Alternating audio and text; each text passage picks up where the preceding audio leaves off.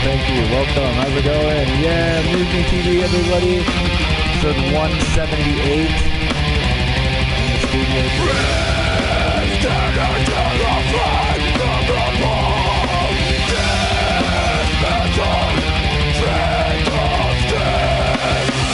Chuck Parker in the house. Yes, sir.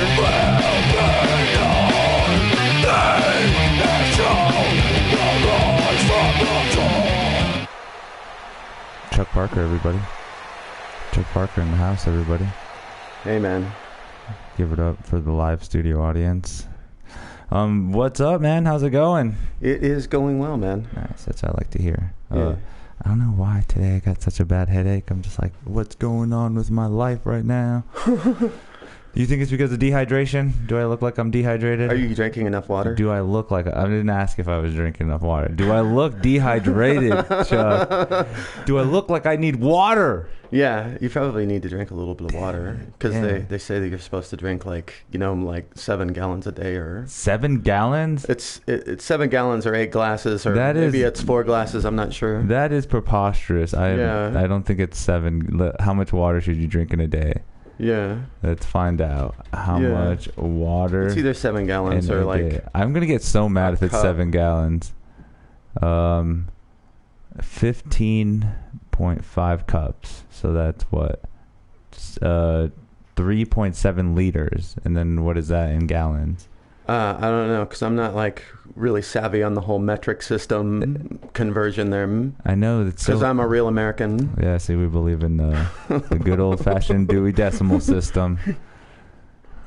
Oh man, well, Chuck, welcome to the show. Fuck yeah, man! Thanks for having me. All we do is just sit here and talk and bullshit. Fuck yeah! Find random stuff to talk about. I'm trying to find the comment section to have it opened, ready to go, but. I know you through the comedy scene. Yes, sir. We do mics together, done a couple shows. Like mental illness. I don't know. I always wanted to do it, and then I got divorced, and then I could do it. So. Oh my God! Wait, a divorce? Yeah. You should not have started off with that. You were married. Well, I didn't start with a divorce. I was married first for a number of years. Okay, good, because that would just be weird if you're just like, nah, it's a divorce. It's always a divorce. We're getting the divorce first. What? Wait, so you were married? Yeah, I was married. How long? For like a little under 17 years. 17? Oh my God. I'm old. I wish I had like one of those Yeah, for a number of years. Okay. So what I don't this isn't like Geraldo Rivera or like Dr. Phil where I'm trying to find what happened with the marriage, sir? Like what really went down? Were you being a gentleman or was there foreplay involved? No, man, it's just like the fucking same things that happen with any fucking marriage. It's just eventually everything is finite. So, yeah, these things happen. Well, I mean, it's understandable. You're in it to win it, right? Yeah, that's all amicable. But I mean, like, again, now it's like I have a lot of free time on my hands, so hence the comedy. Comedy comes into play. Were you always in a band or is that kind of recent too? I've been in a band since I was like 17. So I mean, like, and decided to do that instead of go to college, which may or may not have been like the best decision. But, the thing that is what it is. Yeah. What bands were you in? Like, what were some of the band names? I was in a band called Deaf Pedestrians. Deaf Pedestrians? DEAF Pedestrians. Yeah. Deaf Pedestrians. Yeah. Oh no. What was that? Like a metal band? Like a It was kind of. It had band? like metal in it. It had punk elements to it. It had like rockabilly elements. I think that was probably why we never made it. Is just like so many disparate styles mashed together. That couldn't be the case. It's probably super awesome. What other bands were you in that you did? Well, I've been in Duke City Riots for like the last, 12 years or something like that. So you've been doing that for a long time. I've been doing that. Yeah, I stick with one band for a long time, and then I moved to Albuquerque and then started another one. So you're not even from here? Huh? Where are you from? Originally, I was born in like Los Angeles and then moved here for a couple of years and then moved to Dallas for like freaking 20-something years and then came back here. And I've been here for like, I don't know. I can't even remember. I moved here in 2010. Oh, that's so crazy. Yeah. Well, I mean, I've been here long enough to call it home. Yeah. That's good. Yeah, I'm not going anywhere. Well, so with the other band, did you play over there? Wait, when did you move back here? 2010. 2010. Mm-hmm. I don't want to ask how old you are, because then I'm just like impeding on your whole life. Doesn't matter. 43. I don't care. I'm proud of. Okay, how long I've lived. So you've done. Where else have you traveled then? Traveled for what? Well, where else have you lived besides New Mexico? I've lived in New Mexico, Texas, and California, like my entire life. So technically, if you look at I hate this cat right now. Go ahead. if you he's going after the fucking cat. If you count, I don't know. If you look at the map, like pre-1840, I've pretty much lived in Mexico my entire life. Mexico? What? Like Mexico. Like, this used to be Mexico. Like, all of this used to be Mexico. Okay. Yeah, like... Yes. So, I'm kind of a Mexican. Yeah, but so we're at Los Angeles, LA, and then Albuquerque, New Mexico, and then where else did you reside? Residency? Dallas. Yeah. For how long? 20-something years. Oh, so that was a long one. Long one. Oh, okay. Yeah. What was exciting about that period of time in those 20 years in Dallas? What was exciting about it? Some highlights, some things that you can really bring up that's just like, hey, that was fun, or hey, I did this, or... I think... I don't mean to put Chuck on the spot. No. I remember projectile vomiting upstairs once. Were you, like, pointing that way? I was pointing... My head was pointed in the direction, and it just, like, went all the way up stairs and landed on somebody's shoe. Interesting. Yeah. I'm glad that's a highlight. Yeah. That was the first thing that came to my mind, at least. As you have me floundering, it's like, what's a memorable experience? That's the first thing that comes to my mind. I hate to make and maybe my therapist will be able to, help me out with that, but... Little did you know we have her in the building right now. Thank you. I don't know who your therapist's name is, but I should say right here. Well, that's cool. I mean... Oh, man, I can't imagine going anywhere else because I'm just too much of a chicken. But I've lived here my whole life, and just thinking, like, spending some time in L.A. or in Dallas, like, any other spots that you lived in for quite a while? No, really just that's it. And then here, right? Yeah, and then here. Nice. But I like it here. There's fewer people. There's, like, 6 million people in and around Dallas. I mean, there's like more people than in the state of New Mexico in and around Dallas, and it's just free. It's like an hour commute, like anywhere to get anywhere. It is just you develop like a supervillain view towards like humanity. It's like there's too many goddamn people. I don't know if this is the right move. You want to Thanos snap everything? Yeah, no, that's what makes the Thanos snap thing like make much more sense. As if you live in a place like Dallas, it's like, kind of got a point. I got what you guys are trying to do. Yeah. Well, do you follow any of the Marvel movies or anything like that? I've watched a good chunk of them. I haven't, like, in the last 2 years. So it's like I didn't see, I think, the last Avengers movie. Okay. So it's like I think I watched up to the Thanos snap, and then it's like I haven't watched the next one because I just got involved with doing this stuff and get more into it. Are you like one of those people that hates spoilers or don't matter or anything?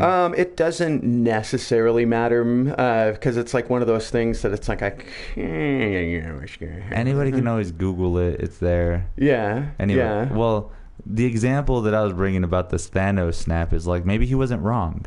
Yeah. Because in the Marvel franchise, there's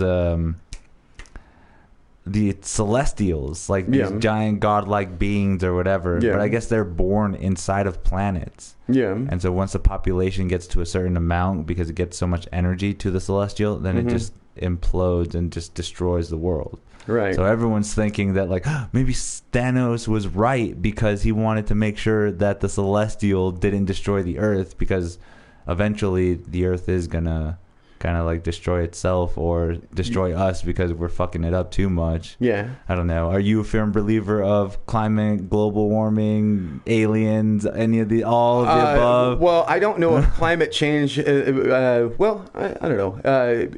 Yeah, I think we're all doomed. Yeah, we're pretty much fucked. Oh, we got this. Don't be scared. Yeah. Oh, I'm not scared, but it's just like one of those. The writing is on the wall. Yeah. well, imminent societal collapse, but you know. What do you think will happen first? Some kind of global cataclysm, or we're gonna fuck each other over first? Like humans will do it. Oh, humans will fuck each other over like you start getting, you know, these little supply chain things and just like fucking anything like that where the food gets scarce. You don't think this is one of the things that people think will happen is if aliens present themselves in a threatening way, then finally humanity will come together because it's like, hey, we are humans, let's fight aliens because they're gonna kill us. Yeah, that was like a famous Ronald Reagan. You think that might do? No? But maybe. I don't know. I can't say that I'm that optimistic from what I've observed from humankind. And then the way they portray aliens is so negative. Like, I'm pretty sure they're not. If anything, I don't think that they would want to have anything to fucking do with us. It's like, what are these fucking, like, holy shit. If they're that advanced, though, right? These fucking chimps with nuclear weapons, you know, because if they're that advanced, they probably wouldn't care. But if it's something like a, say, like a symbiote kind of thing, like Venom, like they kind of need hosts just to live. So then they're just like, oh, whatever. This planet is just the next one to consume or the next one to go through. Yeah, for whatever resources that we haven't freaking, you know, freaking burned up. Because even then, if you think about it, like, the Venom thing is just like a little splat of like some like alien goo that just fell on him. And then it turns into this Venom thing. But the Venom itself is actually part of a hive mind way far away in the galaxy. So that's just like... Well, that's more possibility than like some little green dude coming here and just being like, "Oh, yeah." No, I figured that they're just kind of like watching us like an ant farm the whole time. Like, it's just like they've probably been observing, you know, for thousands of years, and you know, it's like, holy shit, look at these fucking primates go. What are they doing? You know, and they're probably into the music, you know, and probably watching Netflix, you know, because I have to think that, you know, the quality of our television, at least, is, you know, what keeps them from, you know, interfering too much. Well, that's not a bad idea. I remember there was a thing where they talked about we are pretty much just television for the aliens. Yeah. Like there's so much stuff that goes on here that they're just so entertained with it. There's like, this is hilarious. We're broadcasting to the universe. Yeah, say what you will about us. We're not boring. Yeah, that's very true, right? We find different things to fight about all the time. We're good at that. That's like if there's anything that we bring to the table is finding petty arguments or I always find that maybe they're just like us in a like more horrible way where they just like gamble and shit like that too. Like, oh great, who's gonna go first? And it gets like very specific, like whether like fucking Steve is gonna stay on his diet, you know. Or did China build the nuke first? Who's gonna throw it first? Find out on Earth. The fucking odds gets down to the minutia, you know, big world events to, you know, whether fucking, you know, Carol can stop drinking or not. You know the doomsday clock? There's like that. Yeah. That's their indication of how much money is being righted on. It's like, oh my god, it's at 2 minutes to midnight. We're gonna make so much money. I'm just like, Jesus, I love TV. Why? Another clock. Yeah, right. Yeah. We have two people come on. HM Leeds said tacos. Tacos. I mean, what else can you not say about tacos besides tacos? And then Big Spud 77 says, "What's good, gentlemen?" Tacos. Tacos are good. Thanks to HM Leeds. I wish that I had tacos. Well, I mean, tacos are readily available to the public. And particularly in Albuquerque. Yeah. Do you have trouble finding tacos? No, but I didn't have time, so I had pizza rolls and coffee, which was a gamble.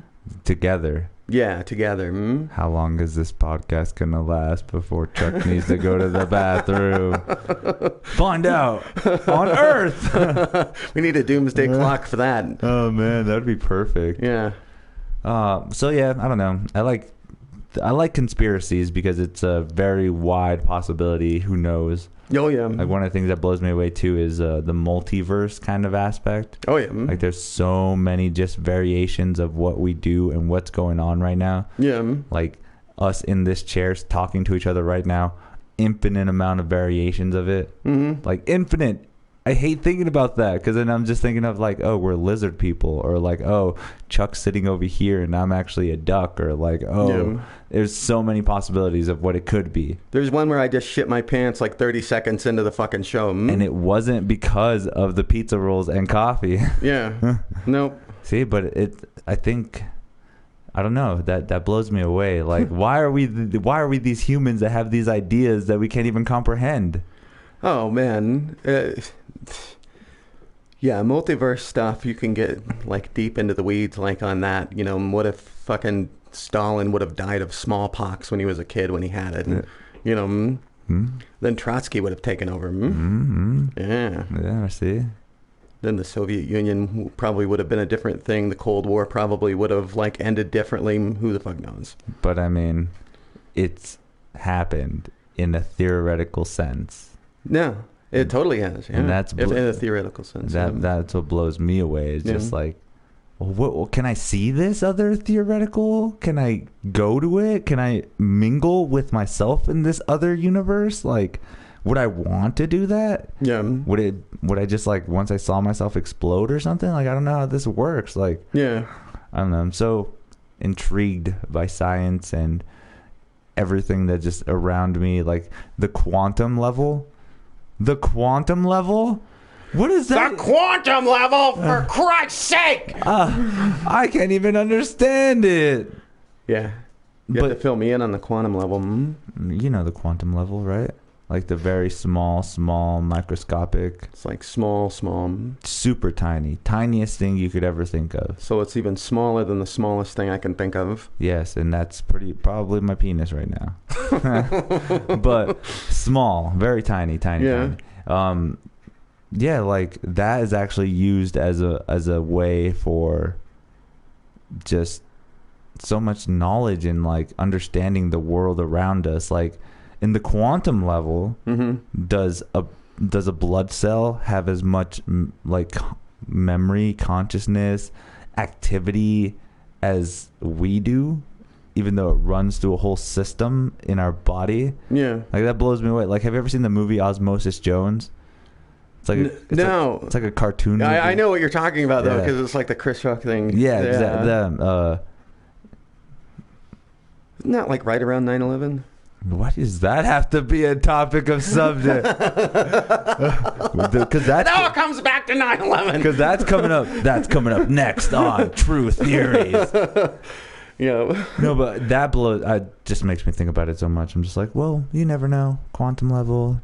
I'm too dumb to kind of understand it all. It's way over my head. But it's cool though. Shouldn't we know about it though? Like, we should probably know a lot of things. But what?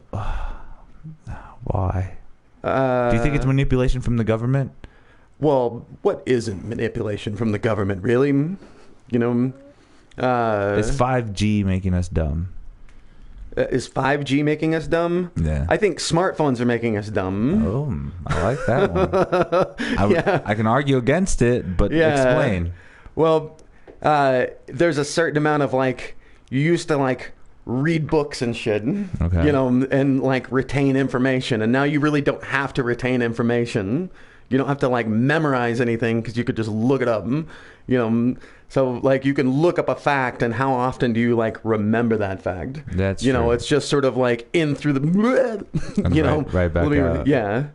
You don't have to, because like we're almost training our brains to just kind of like, well, I don't have to freaking whatever, freaking I've got a calculator. Everything that your teacher said you wouldn't have, you do have with the freaking smartphone. You got a calculator, got websites that solve very complicated math problems now. Yeah. Even when I was in college, I would go to a website just to place all my equations in there, and then it got all the answers. Like, yeah, how much knowledge was I really learning? But it's so easy and so fast. Like, again, how fast can we know something besides looking in a textbook that might take us 2 days to figure out what we're looking for? Yeah. So, I mean, is it making us dumber, or is it just kind of hindering our ability? I don't even know what I'm saying now. Well, I don't think it makes us dumber. I think it makes us... Well, not the device, but the way in which the device is digesting information. Our attention spans are getting shorter, and we're kind of arguing in a level that is just not actual discourse, but, just sort of like chimps howling into the void and, sort of stuff. I don't know. Maybe we've always been this dumb, or maybe just like social media is like, we're just able to see it. But it seems like we've just gotten, more, I don't know, simplified and team-based in our thinking. Or there's not as much thinking going on, I guess. Okay. I don't know. Yeah, that is kind of true, too. You always see it, like, people always picking sides and stuff just because of what they see. Yeah. They never really just find the information themselves or try to figure out the problem, where it's just like, oh, this is going to politics now, but like people are just like, they said it, so now I have to believe it. But everything is going into freaking politics, and it's like, well, what what side, what is the right answer? Yeah. Very tribalistic. Yeah. What is it? But what is that then? Like, where does that leave people like you and me, where we're not trying to pick a side? Yeah. But yet, even by the things we might say, like say on stage or in public, then we just get categorized right away. Well, go ahead. It kind of makes you a heretic, to the, the people that are really into it. And, they don't appreciate it none too much, from my experience. But I don't know. Usually I think it's just something to keep us distracted, so we don't actually, address like any actual substantial grievances of people. So, I mean, that's where, dude, you can get pretty deep into conspiracy with just the freaking media, and not so much. The government winds up, I think, being more of a tool of, the people that fund the government.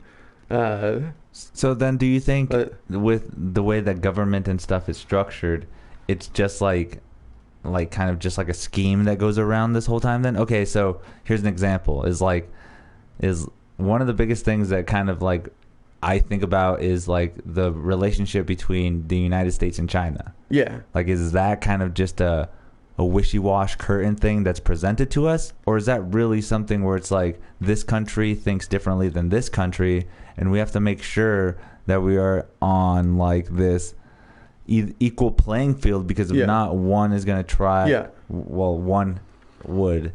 China is an economic rival that is actually doing what we did with tanks and bombs and planes and shit. They're doing it with factories and technology and trade roads.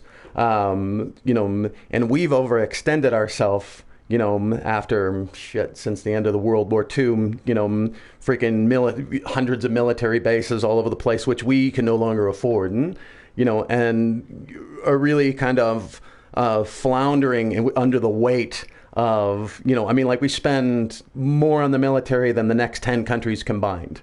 I mean, that's including fucking Russia and like who the fuck ever. Yeah. So it's like we've got like the biggest explosive dick on the block, but that is the cudgel is it's having it's not working as well for us as it did back in the olden days. Don't we have a little bit more of an advantage because we have more of a intellectual, like a stepping stone or like just an uphold compared to them? Because what do you mean? This is what I've This is what I've always heard though. Is like everything that China produces is just a ripoff of what we've already made.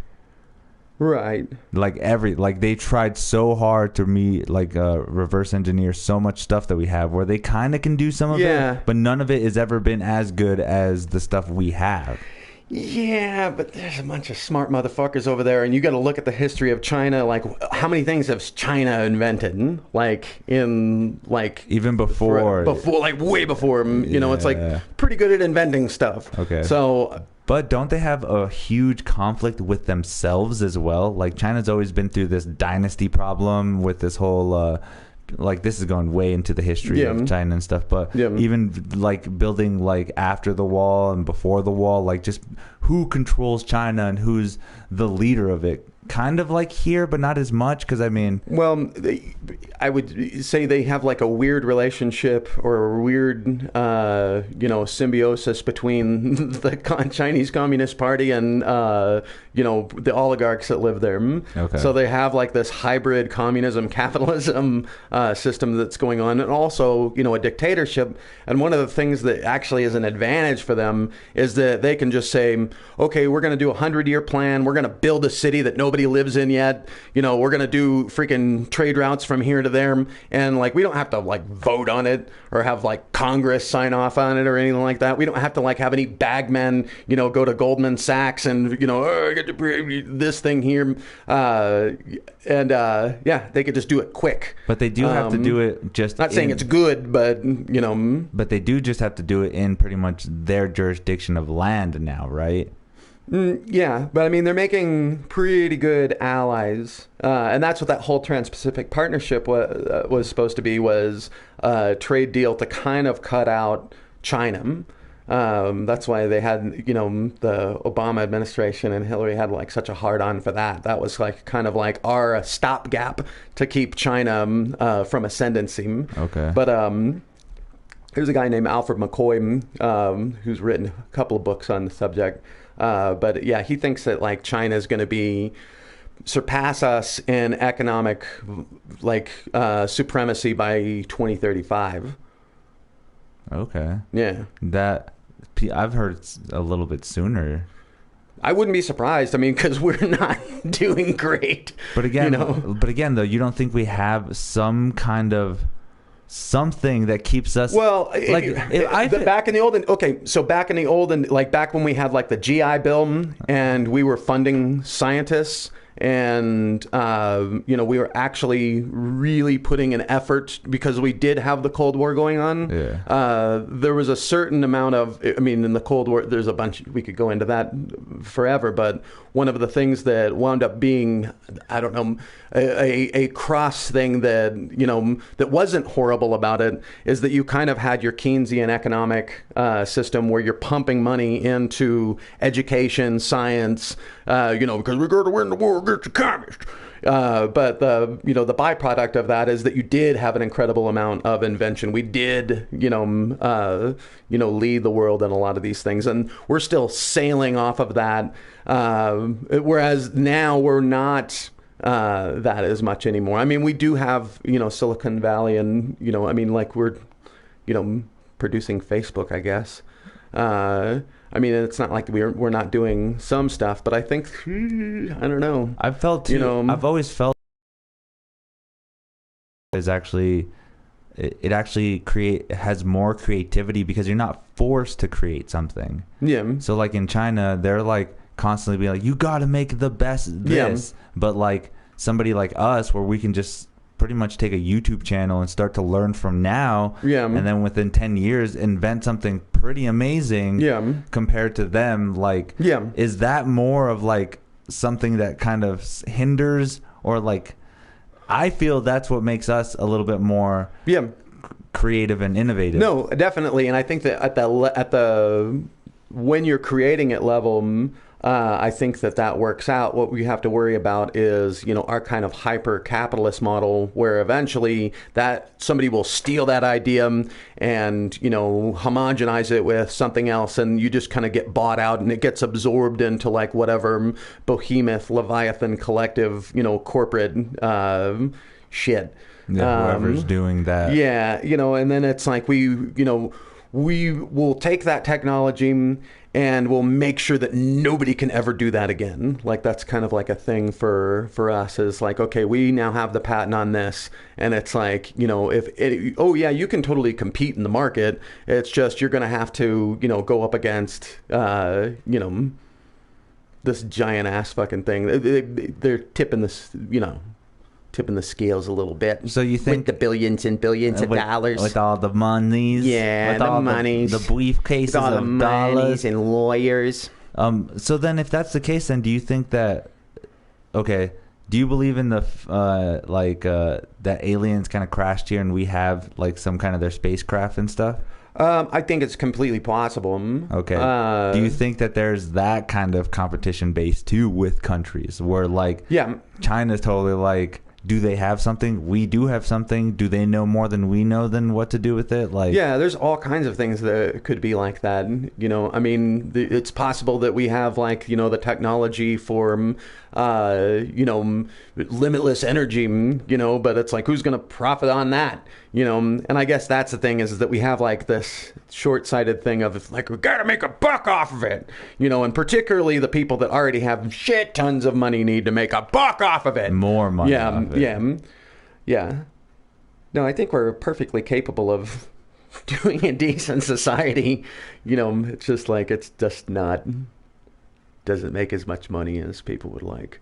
Yeah, see, that's one thing that I've always thought about is like, again, my damn conspiracies. Yeah. But so there's another thing that I want to bring up with you that I think is pretty funny too. But so do you believe that there's multiple alien races, like not like Native Americans, Indians, me, Australians, but like aliens that like are of different forms from different planets? Like there's the gray aliens, there's reptilians, there's aliens that look like us that are angelic figures. Like, no, here's a theory, and I'm not the first person to have this, but if you think about how old the Earth is and how long and how many cataclysmic events we've had, what is the possibility that a sentient race developed on Earth, organically before us,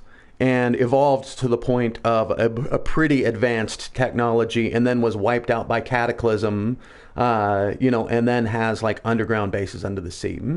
Like that race is like still, lingering around.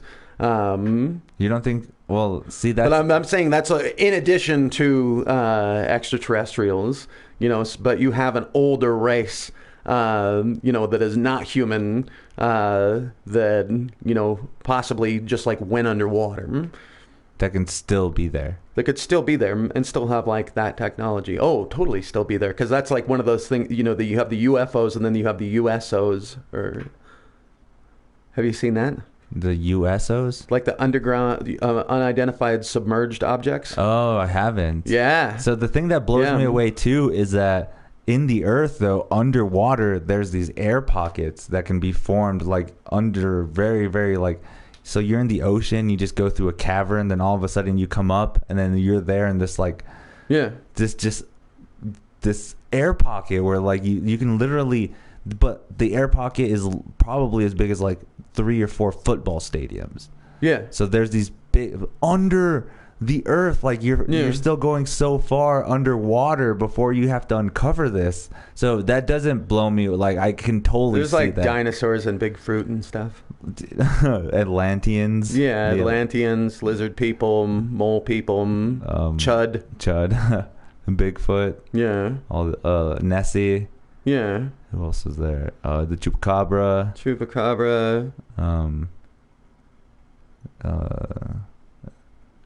Weird shit. Elvis. You think he's still alive? No. He died in the toilet, dude. Don't make me feel bad. I'm pretty sure. Yeah. Pretty sure that's the thing that happened. We got another comment here. So the barbiturates and peanut butter and nanner sandwiches. Fotsy, Maybuse, he said Lizard World. Lizard World. I don't know. Can you elaborate on that a little bit if you're still with us? Lizard World. I don't know what that means, but it's a world of lizards.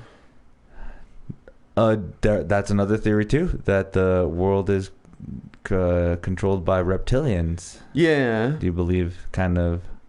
How do you feel sure about that one? I think it's a good piece for slander. You know, if you're you slimy lizard people. Yeah, I think it works as a good bit of fun, but I'm not sure how much truck I put into it. Because again, the history of the Earth is what's crazy. Is because again, the multiple cataclysms, they can happen. They've said they've happened before. The pyramids of Egypt are such a great mystery that people still don't know anything about. Yeah. But there was this one story that I heard that was so crazy that I guess Plato had a teacher, and his teacher was named Solon. And Solon went to Egypt and was actually talking with the Egyptian priests and like, hey, tell us more about the records of the earth, and like, we'll show you what we have. Right. And they show him like, you know, the great flood and stuff like that of Noah and stuff. But they're like, that's happened multiple times. Right. Like Egyptians knew that like, yeah, we're not the first here, and technically we're not the last. There's been multiple times happened to that. Yeah. And that's one of those statements or those written things from Plato where it's just like, that's what makes us believe more that there is an ancient civilization. So Solon was Plato's teacher in addition to Socrates? No, like even farther back. So he was teaching way far. Like I think they said like a 17th generation. But super far back that they learned from, Plato learned from Solon. So you learned from him in writing, or you learned from him as a person? I think it was in his writing, but okay. I don't know if it was his person or not. I have to rewatch what I did, because I saw this. There's this YouTube guy that's actually exploring more of the ancient civilizations and stuff, and goes and talks about just the different places that have these very embellished stories, but yet have more connection with like ancient civilizations than like what they're saying in the dated stuff. Yeah. Like even the rainforest is one of these things that they are so skeptical about, because there's new I guess laser detection called LiDAR, and they use that. They fly a plane over and they just like scan it with lasers, and they're actually uncovering like walkways, like buildings, like these, that the earth just consumed over, like the all kinds of crazy shit. So, you have to think. I'm so it's so scary to think about, like, oh man, our significant life is this small now compared to what I'm learning and stuff. That's par for the course. You get into good old Marcus Aurelius, and that's like part of the deal. Can I just like go into this metaverse that Zuckerberg is creating so I can start my own life all over, my own universe? Yeah. Would you do that? Would I? The metaverse where you like are in, like, have you ever seen that movie Ready Player One? I didn't watch it. You heard about it though? I did. It's kind of like, you know, you put this haptic suit on and you're in the world. Right. Well, that's the idea of Mark Zuckerberg's metaverse. Yeah. How do you feel about this? Fucking Mark Zuckerberg scares the shit out of me. Does he? Yeah. If there's a lizard person, then he's it. He's one of them? Yeah. I think he's probably... Look at the way he's drinking water. He doesn't drink water like a normal person. This is... That's a normal person. That's a normal Not person. Not drink water like Zuckerberg. That's what I remember. I don't know. It just didn't seem... It didn't seem human. Proof. He's a robot. Yeah. I believe he's a robot. Yeah. So like some really cool artificial synthetic. Very, very, very badass. Yeah. But yeah, he can't drink water because it just ruined his components. So it's just like. So he just has like a little collection pouch or something like that. Yeah, just to play the role. Yeah. Well, who's the one that... Is it Elon Musk, or who wants to do Neuralink? Elon's the Neuralink. I'm so for that. Are you for it? I'll put two in my head. I'm not sure. Yes, why not? Let's do it. You're over here talking about having to look up stuff in your phone. It'll be in here already. No, I know. Well, that's the thing. Is that this is just the transition phase before we get to Neuralink. Yeah. And then I'm a little bit concerned about AI. I think we might not be ready. In what sense? Like a Terminator sense? In a Terminator sense, in a sense that we could possibly create, a sentience that we can't control. Okay. And who the hell knows what happens when you flip that switch? Might be a little bit difficult to flip it off. Interesting. Yeah. I don't know. That might be one of those things that it's like, well, that's where you get into the Thanos thing, that it's like, oh, well, really, the only problem is that there's too many damn people here. We can just snap it all away. Yeah. We're good. I don't know. That always blows me away, too, is like, I'm a very big advocate of technology. I really like it. Yeah. But if it's going to, like, do that, I don't want to like it. It's not the technology, it's just us at the helm, and just the reasons that we create technology, because we do it, particularly us, we do it for profit motive. We, I think, have a tendency to like cut corners and don't think of what in capitalism they call externalities, like half of humanity dying. Okay. That doesn't get factored into the bottom line. If people, the right people make enough money. Well, that's what's so crazy too. That's climate change. It's like go ahead. Sorry. No, I get what you're. That's because even certain terms and stuff didn't even get invented until like certain global deaths happened. Like we didn't really have a real term for killing 500 people at one time. Yeah. And now we do. Oh, we did not have the word genocide until after World War II. Exactly. Like genocide was a word that got invented after World War II. But for most of human history, that was just, that's kind of what we do. There's the guys over there, and we don't like them, and I guess we'll kill them all. Right. We'll make them slaves. That's the thing. It is what it is. Yeah, because that's them, and we're us, and we're cool. That's kind of a dopey. It blows me away too to feel like where our separation came as a human species to be that, like, oh no, the tribalistic, oh I can't really deal with this, like that's I don't know. I honestly think it's the advent of television and photography. Well, even before then, like even so Native Americans. Yeah. Like you would think that there was a whole collective of Native Americans, but then even inside of Native Americans, they had their own tribes and didn't like other people inside of other tribes and stuff. So like where did the separation happen at first? Like especially if we're all kind of like the same, mostly all around the same way everything is done, like our organs are all functioning the same way, like there are those anomalies where it's like, oh, this person has a bigger heart, or oh, this person has right something, and you're like the different humans that live in different climates develop, something different. Exactly. But that's what blows me away. Well, according to the Bible, Jesus, Noah's sons. Well, you hearing it first here from Jesus Christ. Ham, Shem, and Japheth, like split off and then formed the whatever. Yeah, something like that. Yeah, and I guess like they, fucked their wives and then their kids fucked each other, or I'm not sure, because there's like that whole like, how did Adam and Eve, procreate and us not all like, have serious problems. Defects, interesting. Yeah. With what we know now with science. With what we know now. Yeah. And that's what's crazy too, is like the more we've uncovered with science, the more it's just like, oh man, well that can't be possible if we've done that. Yeah, it's probably not a thing. Yeah. You would think. I don't know. What was it? God, I think like, what was it? I think it's like Noah's daughters? No. I think it was like Ham. like Noah was drunk.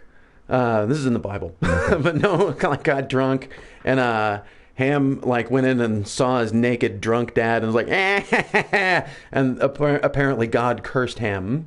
Yeah. With what? What was the curse? That's for us to speculate. Yeah, there's like some racist connotations that go into it. There actually is. I think that is that Mormon or is that just like fucking yeah. It's like I stumbled onto some problematic Bible stuff. Because I know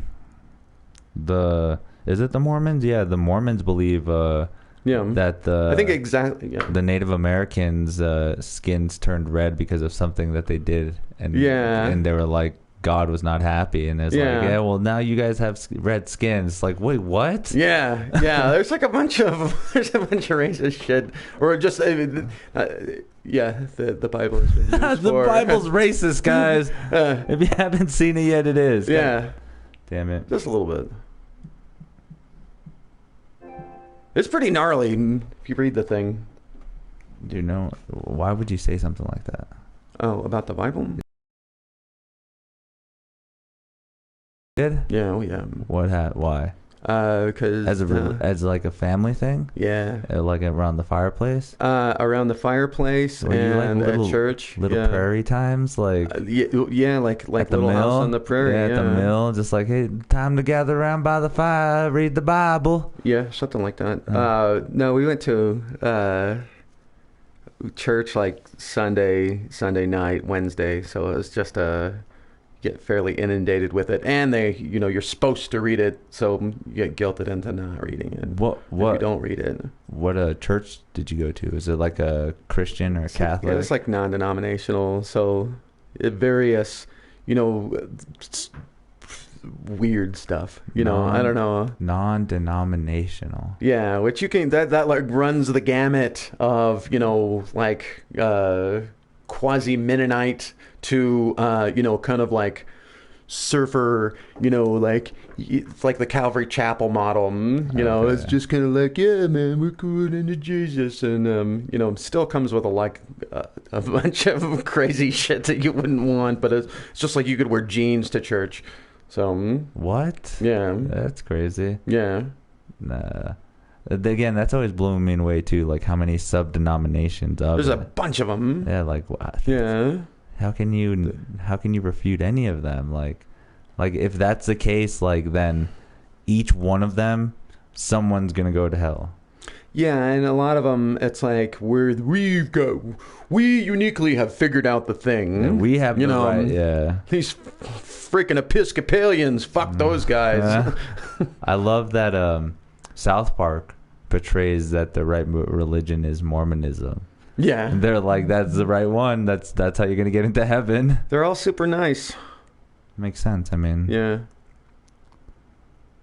I mean, it is what it is. Yeah. Mormon Jesus looks like 1980s Bob Seger. Does he? Yeah, he kind of does. It's pretty, it's not like this level long. It's one of the pretty much the whitest Jesus. Interesting. Yeah. It's a level of a Caucasian that is a little bit distasteful. Cannot be matched by the other Jesuses. Yeah, I don't know. It's a close running with Jehovah's Witness Jesus and Mormon Jesus. Okay. Yeah, the various shades of Jesus. Not like that swarthy Catholic Jesus. Got real tan-like figure. Yeah, yeah. I don't.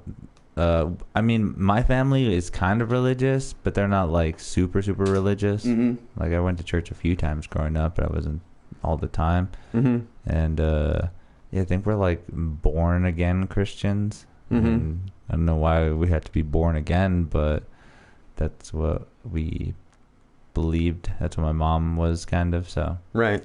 My dad was kind of Catholic, but he didn't really care. He was just like, this is the thing. Yeah, this is my woman, so I guess I'm just going to be a born-again Christian now. I think most people, like most people, or they kind of get into it, it's like they're Christian by identity, not so much by ideology. You know, this is like my family was Baptist, and I guess that, you know, my daddy was Baptist, my granddaddy was Baptist, and I guess that makes me Baptist. That makes you know, it doesn't make me think about it much more than I go to the Baptist church and I listen to this shit and, you know, go and do whatever I want. You know, afterwards maybe might feel bad about it. I don't know. Religion's a weird thing, man. It is. It is super weird. There's too much of it to like see what's right. Yeah. Like I feel so bad if I don't believe in, like, if I believe in Jesus and God, then why shouldn't I believe in like the Chinese mythology of why the world was created? Yeah. Like what's different from theirs and why is it different? Like, I don't know, the way, again, especially how they're all kind of, this what they say, that all of them are kind of connected but still tell their own story. There's your origin stories are very similar, and your Abrahamic faiths, you know, it's like pretty much all starts in the same place. But Christianity is such a big thing because the Romans wound up taking it on, you know, and Rome at the time was like the freaking biggest empire that the world had ever seen, and that just sort of metastasized into everywhere. And then on top of that, those societies, you know, kind of became the big dick on the block. So, Interesting. And that's crazy to think about, where like Romans kind of changed their religious aspect, right? Because they had the same kind of... They were pagan. Yeah, I mean, with the Greek gods and stuff like that. Yeah, they you know, borrowed the Greek gods. But they had that same thing, same pantheon pretty much. But now that transition is kind of crazy. It happens over like a few hundred years, you know, I mean, and you had so many different types of Christianity in that period. Like in the period after Jesus, you've got like 100 years of, you know, Arians and freaking all these different, you know, the Gnostics, and just like before it actually like got crystallized into, you know, a canon. You know, you're talking about of like word of mouth, you know, oral tradition. You know, you only have like a few different manuscripts that are all kind of cobbled together at the Council of Nicaea, and then that's when you get your Bible. It's a little bit more complicated than that, simplifying, but that's pretty much what happened. The way how it gets written, because even the Bible isn't written like one saw. It's a bunch of dudes that just put their stuff together.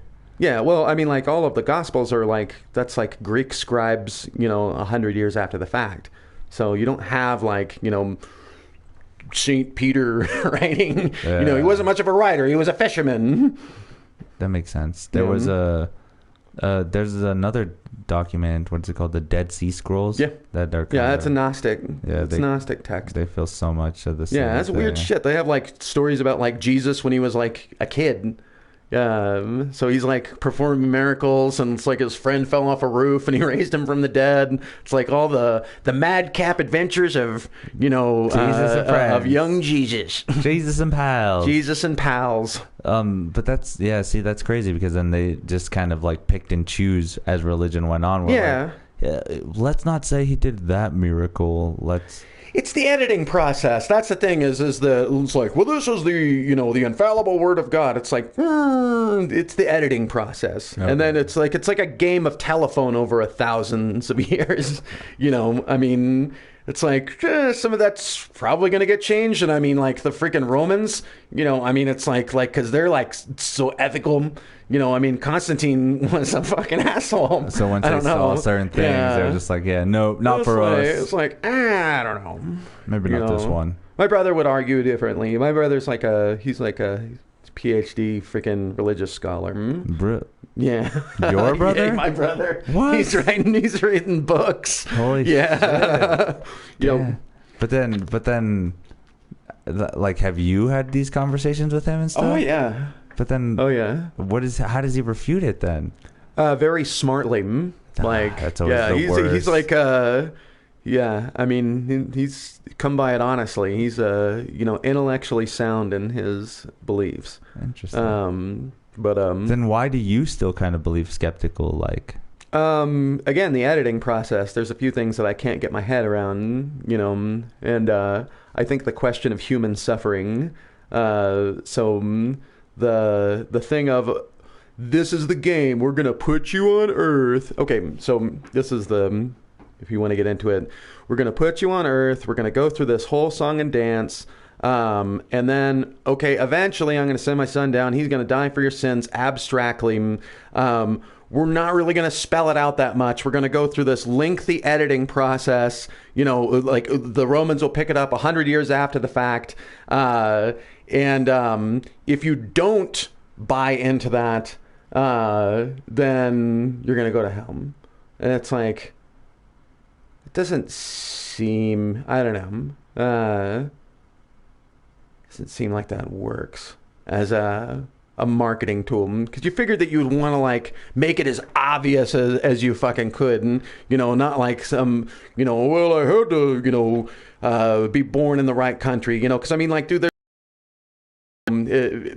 that are like freaking born into a village, and eventually, like, you know, people with AK-47s just come in and, you know, rape and murder everybody, and you know, you've lived 7 years and that's your life. Yeah. You've never heard the Bible, you know, you never, whatever. Yeah, like, you where don't. are you? And what about that? I don't know, just that sort of stuff. Would you like read enough history and like reading how gnarly we are to each other? It's like, I don't know. All seeing, all powerful, you know, merciful God. It seems a little bit more sadistic in that context, but. So, like, your brother, though, is it mainly on, like, Christian religion and Catholic religion? Yeah. The whole Catholicism and stuff like that? Well, he's not Catholic. He's, like, he's a big Lutherite. A Lutherite? I'm not... A Lutheranian. Lutheran. I don't know. He's a fan of Martin Luther. Okay. Yeah. Interesting. This is stuff I never known, and I can't, like... think about him, just like, wow, that's crazy. Yeah. Especially knowing you, Chuck. I'm just like, what? How did he not? It feels like he's always would try to convert you or something, you know? No, we have a lot of good conversations. Nice. Pretty close with my brother. Oh, yeah. Is he a musician as well? He is. Nice. Yeah, most of my family are musicians. Dope. Yeah. Segueing into music. What influenced you to start playing music? Just because it was around you? Yeah. It's like something to do. You know, I don't know. I think that... I don't know. You know, we were always playing music in church. So, like, that was, like, part of the deal is that, you know, you got into that, and that was, like, a way that you could do it. But... Okay, here's a question.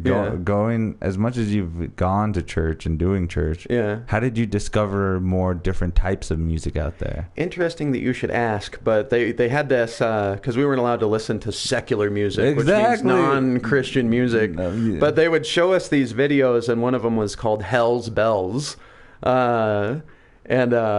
It was like this sort of scary documentary on the satanic, you know, backmasking. You know, if you listen to fucking Ozzy Osbourne, then you're gonna, like, you know, worship Satan or whatever. Yourself or something. And what they didn't know is that turned out to be the way that I figured out what bands I like. I'm like, AC/DC is awesome, because they did Hell's Bells, like the whole Hell's Bells song. I was like, this is the coolest song ever. In the video? Yes. That's so and you would cool. just hear like little snippets of it, and it's like, dude, that sounds awesome. Because Christian music sucks. Like, okay, did you, was it like giving it to the youth? Like, yeah, you would have a youth group, you know, so it's like, you know, we're going to watch, it's like a 3 video freaking thing. You're doing like a deep dive, you know, into freaking Ozzy and freaking Led Zeppelin and freaking whatever. The occult and then I would go out and I would secretly buy those albums, and then I would listen to them covertly. Because your parents wouldn't have... No, they were not cool with that. At all. Dang. Yeah. That's crazy. Well, that's cool, though, that you at least discovered it. And you kind of think that... kind of a weird way. Where did your... I don't want to say rebellious stage, but, like, not going with the norm of the church. Like, not wanting to do what they do and, like, not be a goody... Not to be an asshole, but goody two-shoe. Probably when I was, like, 14. Really? Yeah. What happened? Tell us. Dun, dun, dun, dun, dun. You're like, the day I was born. I just like freaking just got sick of it. I don't know. Shit, man. I mean, because obviously the music, was that at 14 too, or was that a little earlier? No, that was like all around the same time as like, and it did. I guess that's what happened, is that I listened to the music and started smoking cigarettes and weed. I saw Satan. Yeah. But yeah, that's so crazy. Just I'm not saying it was because of the music, but you probably have already thought of it, thinking of it like, what is this all for? Like, what am I doing this? Like, what really, like... Well, I was like, that's the thing is that I still had that mentality of like, I'm going to hell for this, but I really want to do this, so I'm going to do it anyway.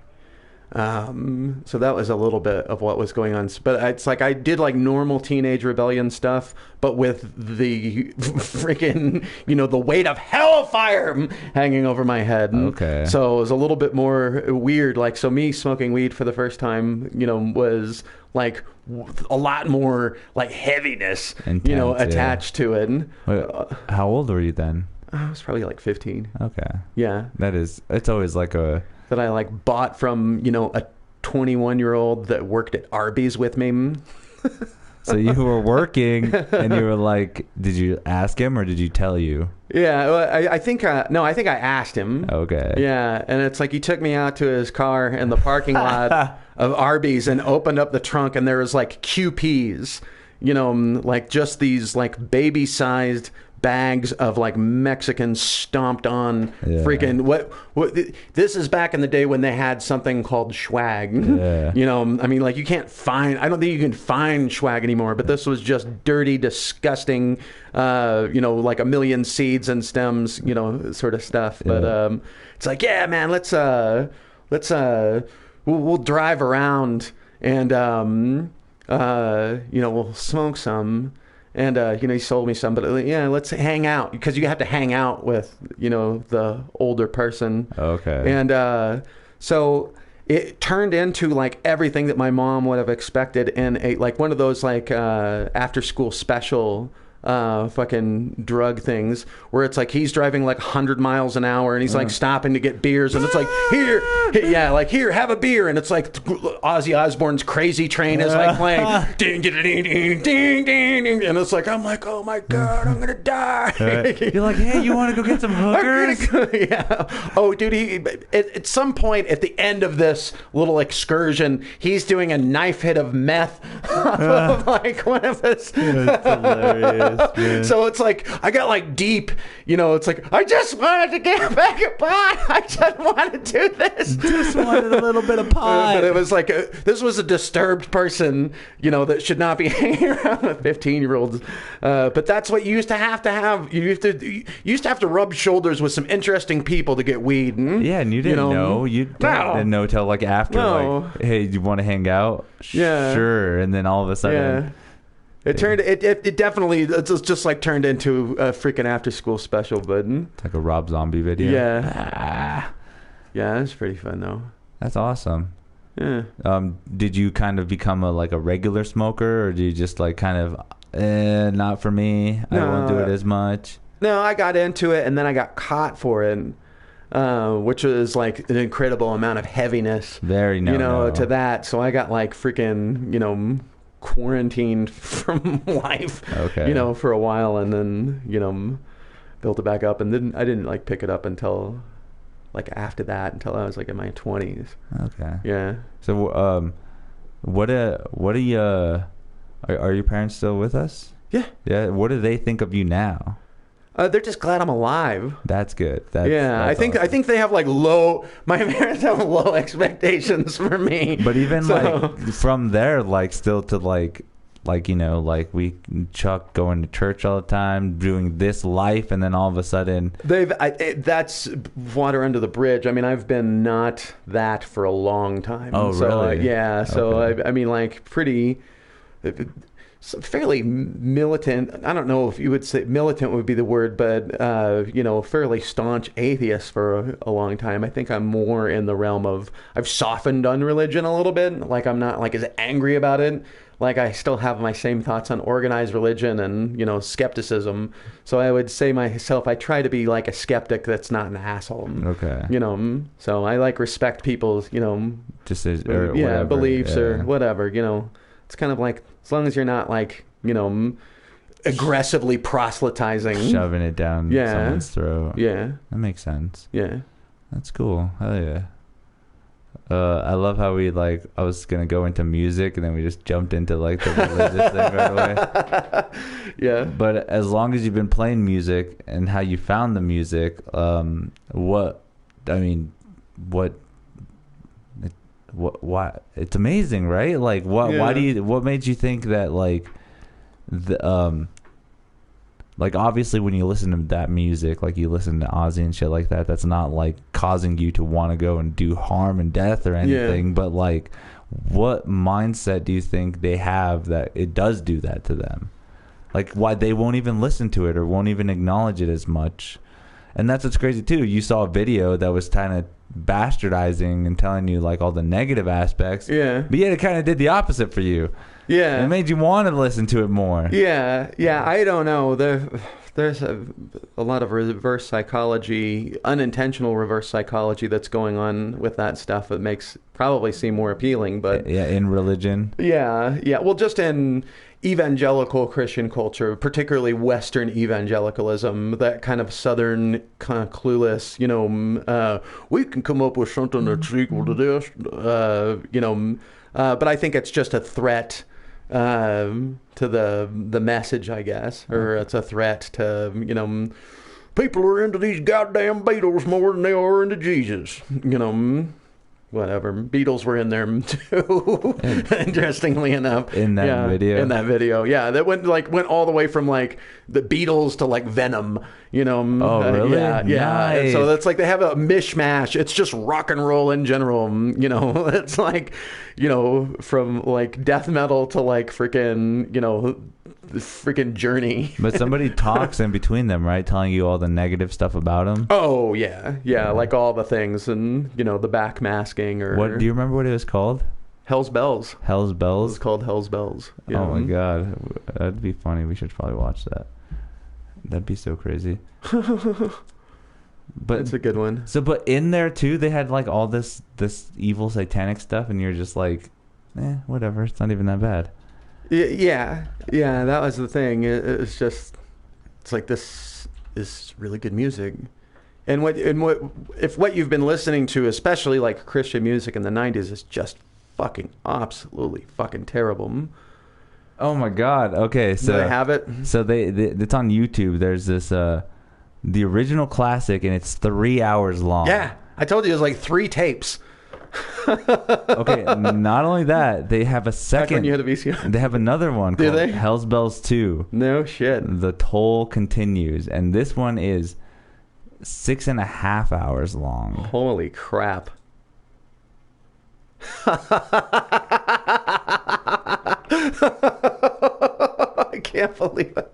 Of course. Mustache guy. I think I did mute it on that side.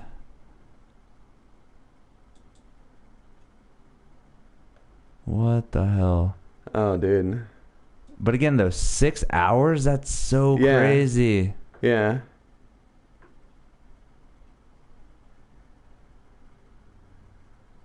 Was that the guy in the other movie, too? Yeah. Yeah. Mustache guy.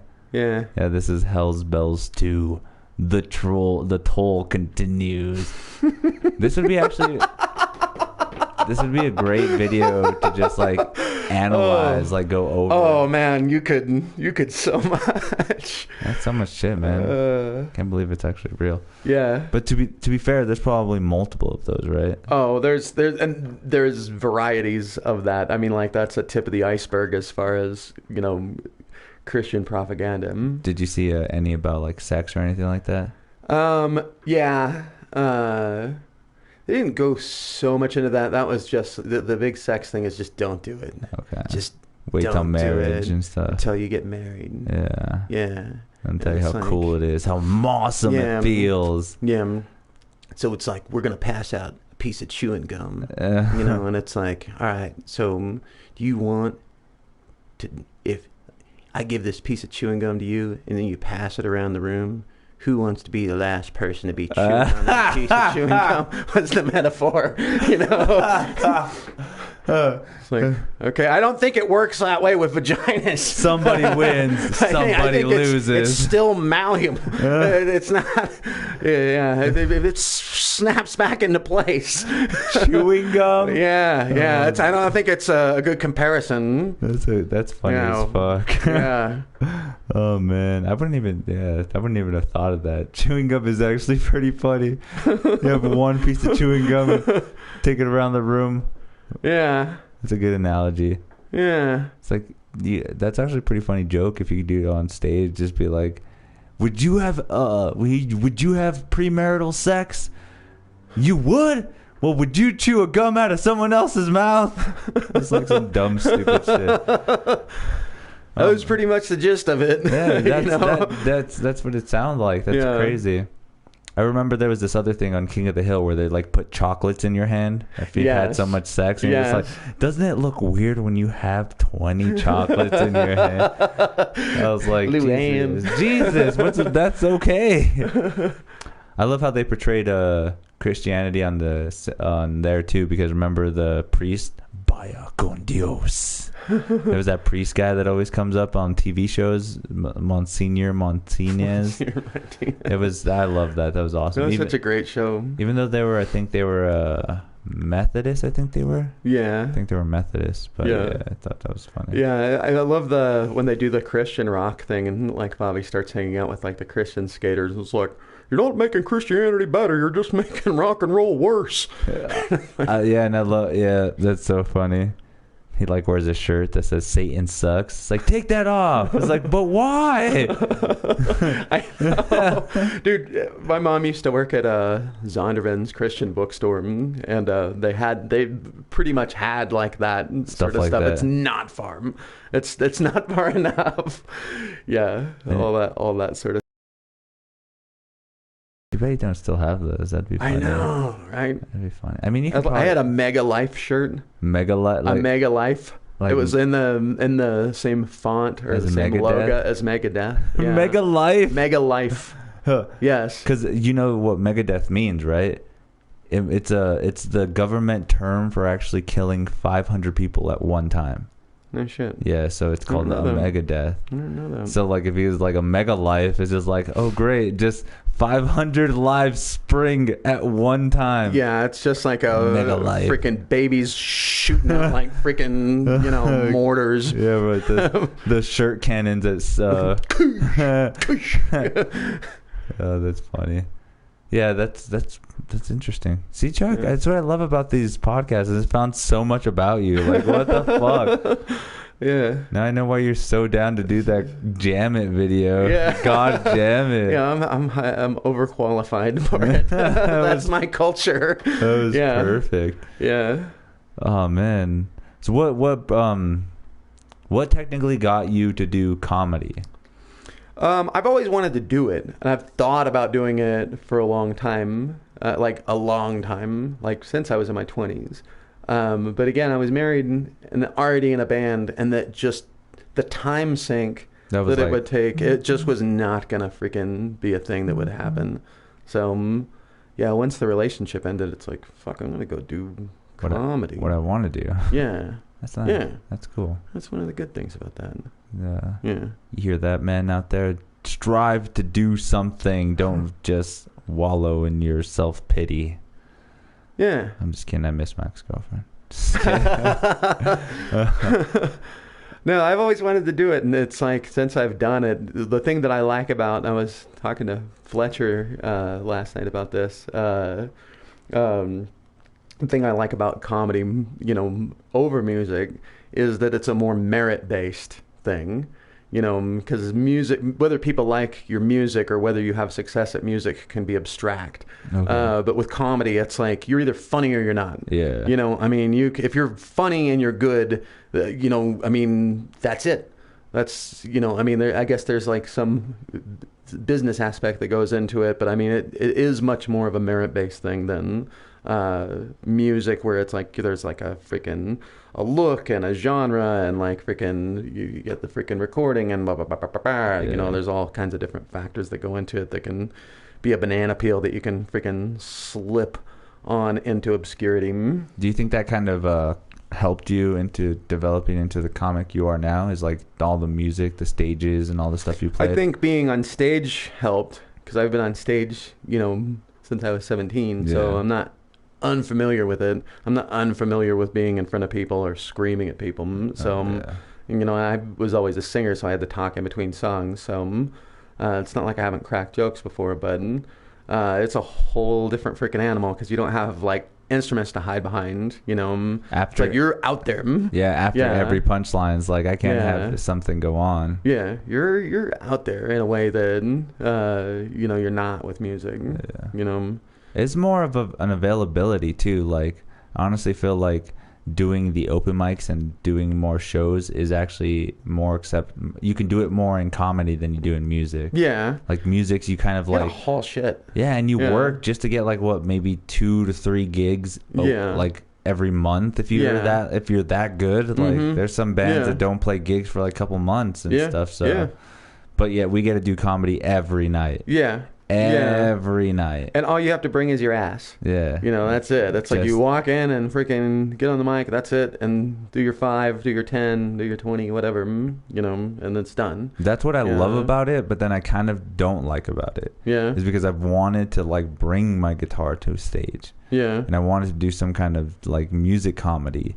But that's, again, you have to bring a guitar on stage. And then I technically wouldn't want to just do an acoustic. I would love to bring my electric, because I'm way better at it. I could probably do cooler stuff with it. So that would be my like, hey, can I bring my electric guitar to do some comedy? And they're like, yeah, okay. And then it's like, okay, but I have a pedal board and I got a case. And I got a cord. It opens up a whole can of worms. So it's so much harder. Logistics. But then going up on stage and just like introducing blah, blah, blah, I can just go up there with a piece of paper if I do or don't want to. I don't have to log equipment. So I get what you're saying. It just it would help, because I do feel like I can probably bring some funny aspects to it. I have seen really funny comics do like music comedy. But it's done very well and tastefully. But I've only seen comics that are kind of already already developed and are actually playing good shows. Like, how am I supposed to do an open mic set with my guitar and my pedal board every night? That's a rough one. You're lugging it around. It's not like you're freaking. It's one thing to bring it to a show, but then you'd have to practice it. So you'd have to bring it to the freaking open mics. And then it's getting the levels right, and all of that stuff. Every venue, every single venue is different. You're doing it on like a freaking the most basic PA that you could even think of. Exactly. If they even have that availability, they're like, oh, I only have an insert slot for a mic. It's like, damn it. Well, I need. That's where you get like one of those like digital things that you like plug in or something like that. That's what I like the pedal board that I have. You can hook up a mic to it too. So like it'll be the guitar, if I needed to, a mic, and then that goes into a PA. But that's, again, I'm already thinking way too much, where I should just go on stage and tell jokes. Well, I want to do the music stuff, but it'd be more for me. I would rather do stand up on stage and then like do the music stuff for like YouTube stuff, or extra content. Doing like parody songs or doing funny stuff, where you could actually do like a music video for it. But that, just because I'm lazy and I don't want to carry around a bunch of shit. No, I get you. Again, it's fucking a lot of work compared to just like, because I get off of work most of the time and just go straight to the mic. I can't come home and get the package and everything ready to go. So. But I mean, it is. I do follow some New York comics that are really that I like, but they say that bringing an instrument on stage is a gimmick. Because almost pretty much anything you can say after it with some kind of noise is gonna help you. Without, because you can tell a joke and be like, hey, blah blah blah, punchline, and nobody says anything, that's awkward. But you can at least be like, ha ha ha, joke, punchline, and that fills that silence. Yeah. And even if they didn't think of your joke or not, they're either gonna laugh because you're taking forever to like go on to the next one, or they're like, oh, him playing that for that like 2 or 3 seconds made me think about their joke without, because they say timing is a really big thing, right? And like one of the things I have a big problem with is like when I'll do the joke, I don't think that they had enough time to process it before I start talking again. Yeah. And I always fuck that up where I'll just be like, ha ha ha, punchline, ha ha, and then I'll start saying something. Yeah. And then I'm just like, fuck, I fucked it up. Maybe I should have just stayed quiet for a little bit longer. Yeah. Even if there's that silence. Yeah. You got to give them time to kind of process what you just said, and I do the same thing. I mean, Do you know kind of like different joke structures and stuff like that? Like how, like there's a sickle like math equations to them and how it's done. Like, have you ever heard of LPM? Like laughs per minute? Yeah. Yeah. So like that, like. Yeah, I'm trying to get 4. You're doing that kind of structure in your comedy? I'm trying to think of that way. Yeah. That's good. That's sick, because that's actually a really cool way of knowing that you're engaging and doing more with the audience. Yeah. But you have people like there's some people like Buck D who he thinks that's bullshit. Right. He's like, if you're funny and you know what you're doing up there, you don't need to have to worry about the laughs per minute or hitting the exact timing spot or all that stuff. Like, I'm not super analyzing it, but it's like I'm thinking that it's like, okay, I don't like an incredible amount of silence. And I want to get as many, laughs off of one setup as I can. Yeah, very true. I like to do one setup and then, tag, just for the sheer, economy of it. I mean, it just, particularly at the beginning of the set, just to be able to be like boom, boom, boom, boom, boom. And then you can kind of go into longer bits where you've already gained the audience's trust. So and the attention. Yeah, and their attention. So you can kind of like, go on a little bit longer, thing, take a little more of a gamble. Okay. But I don't know. That's my logic. That makes sense. I mean, that's the cool thing about comedy too, is that there's so much different aspects of presenting yourself on stage. Yeah. Again. And there's some variance. I mean, it just depends on like what works for you, and it just depends. But yeah, that's at least where I'm at, or trying to do, but yeah, I guess my thing is that I'm so scared of bombing or just losing the audience's trust like right away. It's like, this guy doesn't know what the hell he's doing. It's like, because it's like, man, if I don't hit on that first one, or the first couple, it's like, it's gonna be sometimes you can come back from it, but a lot of times it's like, I'm just like, it's a rough go. Fuck. Yeah. I want to make a children's book for comedians that's called Everybody Bombs.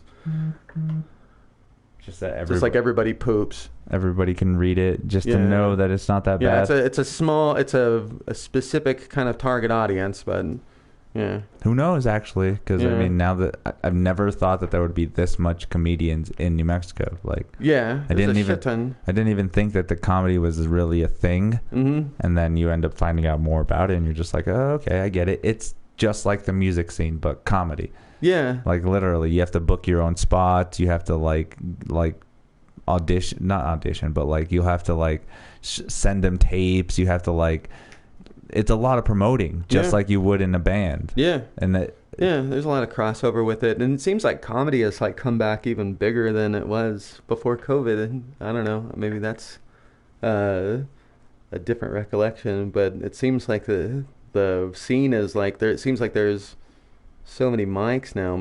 Yeah. Like that you can pretty much go up every freaking night. I don't know. It's pretty cool. I'm glad that it's like come back with a vengeance like it has. Well, I mean, that's what they say is like that we have the potential to be an actually good comedy. It's a great scene. Comedy spot. Mm-hmm. Everybody here is super cool, and you have all the people from out of town, talking about how cool it is. Yeah. So, I mean, it's definitely something that we could cultivate, which why not? What the fuck else are we going to do? Do you think it needs somebody like us, like me and you, to do it, or somebody that is actually more? I think it's going to be us. Yeah, it's going to, us and freaking everybody else that we know. Yeah. You know, I mean, it's going to be a collective of, you know, freaking people that are kind of in that realm of like, you know, hey, let's put freaking Albuquerque on the map, the Tylers, the Jareds, the Calebs. Put some stuff out there. Yeah. Yeah.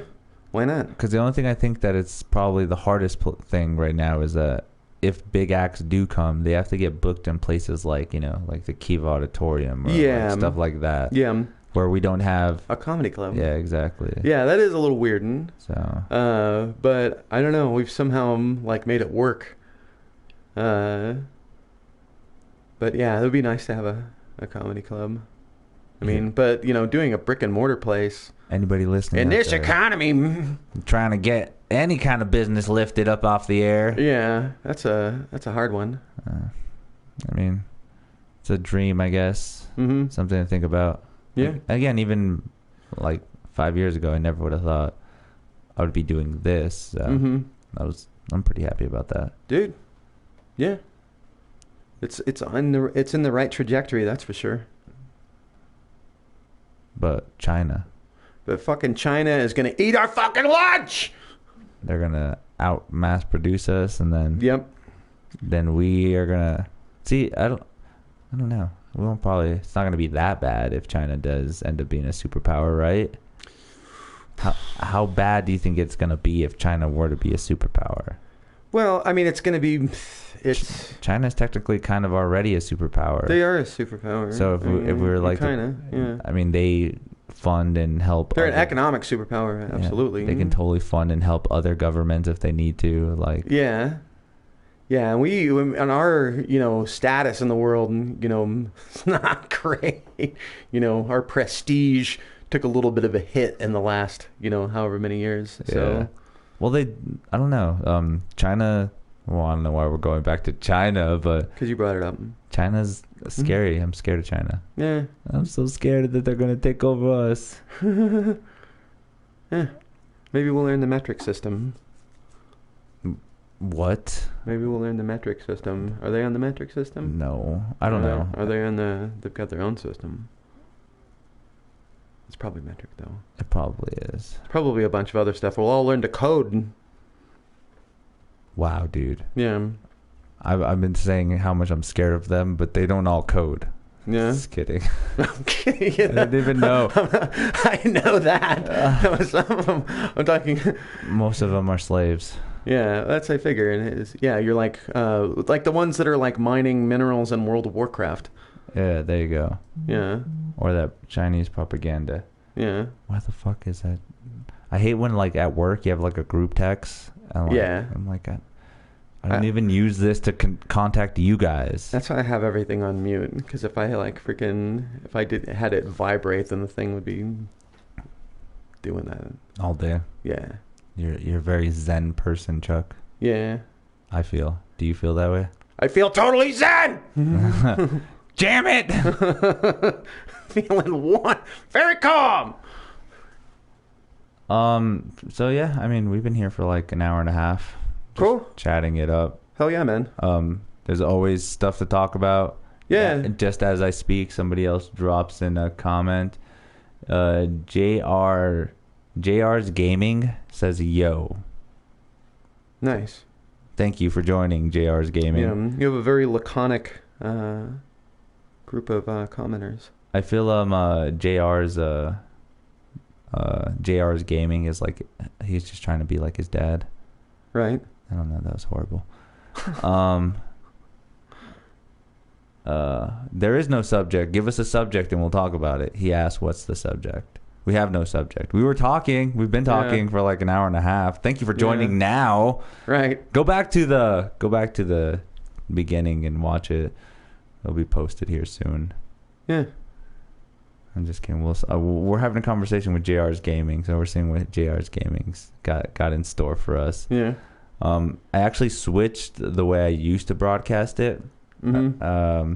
Tsunami's episode last night, I actually did it with a multi-camera system. Right. And like it it's great quality, but it just doesn't get the interaction views as much as just doing it from the PlayStation. Right. So I stream off of the PlayStation. Yeah, that's a trip, man.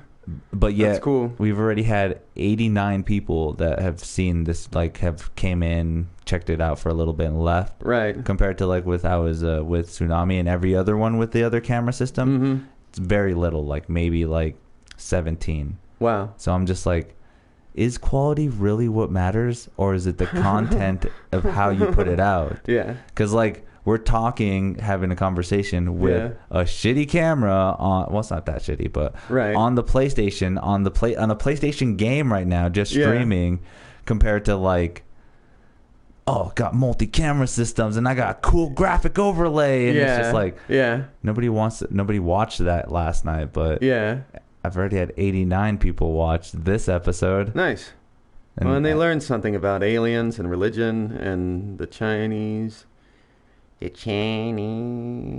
Dangerous. So JR's Gaming said, what's the subject? Dangerous? I heard something about China. Who, where? Who here? So this is Chuck Parker. This is a fellow comedian. We do comedy all around Albuquerque. We were talking about China. That came up a few times. I found out more that Chuck is actually a conspiracy nut. I was skeptical, but now I'm very assured of it now. What else? We talked about music. JR, do you have any concerns or any comments about China? If so, let us know in the comment section. Also, we recently did a video called God Jam It. God damn it. I think there's more to it, though. I can't remember exactly the whole title to it. But go check it out. It's on my friend Jared's channel, All Who Oppose. He's been pushing out a lot of content. Go check it out. Beep, beep, Richie. Cool guy. Big cool guy. Stand-up guy. Big tough guy. Big tough big guy. Yeah. Half of these people here nowadays don't know what it's like to be tough. Nah. Getting soft. Like a Michelin tire man. Yeah. I don't know. Is he tough? Michelin tire man? He's made out of tires. Yeah, but he looks so fluffy and like I can hug him. Yeah. He looks kind of like Stay Puft Marshmallow Man, you know, but technically you would think he's made out of tires. So I don't know. So he does look squishy. So I shouldn't hug him. You could, but like, it might be harder than you think. How big? Have the durability of Michelin tires, you would figure. So how big do you think he is? He's probably like 8 feet tall. Okay, I don't want to get hugged by someone who's 8 feet tall, made of tires. Yeah, because you figure if he like runs into you, it would be like getting run over. Yeah, it's like a monster truck tire or something. Yeah, it's just like, hey. I mean, you could probably crush your spine. Yeah. See. Yeah. See, just from a fist bump or something. Yeah. I'm kind of scared now. Yeah, the Michelin Man is kind of terrifying. Oh, JR's Gaming said he has many comments, but it's hard to text on the PlayStation 4. I know. Tell me about it. I know. It's one of those things. I can feel your pain. Been doing it for ages now. Chuck, do you have anything coming up? You have any plans on what you have? Anything? I've got the roast battle going on the 15th at Revel. Okay. And I'm doing the Gong Show comedy contest at Revel on the 22nd. I'm with you on that one. I'm doing the showcase at Revel on the 29th. Nice. Wrapping up the year. Yeah, like I'm at Revel every Wednesday for the rest of the month except for next Wednesday. Okay. And then we're doing what's the 7th? Where's the one on the 17th then? I can't remember. Tyler's on it. Are you on it? I think every comedian is on it. No, that's I do know what you're talking about. The Guild Cinema. The Guild Cinema on the 17th at 10:30 in the evening. Yeah, that's Alex's. Yeah. Yes, sir. Yes, sir. It'd be fun.